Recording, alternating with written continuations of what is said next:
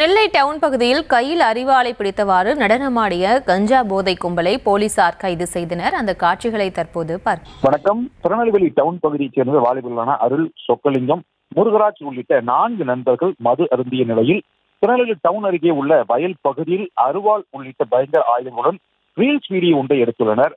அந்த வீடியோவில் 3 வாலிபர்கள் 2 அரிவாள்களை மாற்றி மாற்றி கையில் பிடித்து சினிமா பாடலுக்கு ஆட்டம் போடுவதும், மற்றொரு வாலிபர் அதனை மொபைல் போனில் பதிவு செய்வதும் தெளிவாக பதிவாகியுள்ளது. இந்த காட்சிகள் சமூக வலைதளங்களில் வேகமாக பரவியுள்ளது. இதனால் பொதுமக்கள் மத்தியில் பெரும் அதிர்ச்சி ஏற்பட்டுள்ளது.